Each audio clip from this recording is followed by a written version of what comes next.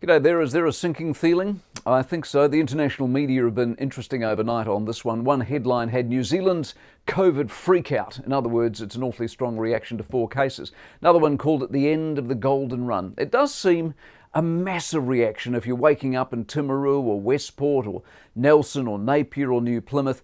Why are you in level 2, you're wondering? Do you even remember what is in level 2? Is it really worth level 3 for Auckland and all the businesses that close that really can't afford to? It also lends weight to the questions being asked these past couple of days, and there have been plenty of them. Just why, when we're celebrating 100 days of no community transmission, is the government launching yes to the test and telling us to buy masks, make masks? We're running out of elastic, for good's sake. There was suspicion. The suspicion has proved to be correct. Did they know and didn't they tell us?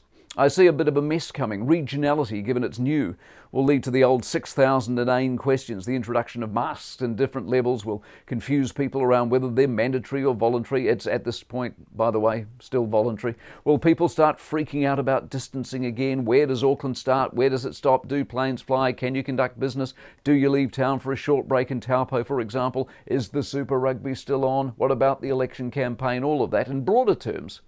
If you think this is an overreaction, is the same overreaction coming every time we get a handful of cases from here on in? Every time there's 4 cases, level 3. The big question, of course, can we contact trace properly?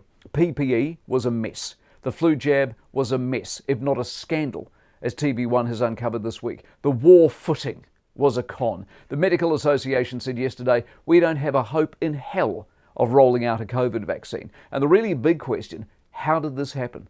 Who was lax? Think about it. The borders have been closed for months. Everyone entering is put into an ISO facility. There should be, has been, no community transmission. Who cocked it up? A big day then for questions and a sense of, well, depressing déjà vu.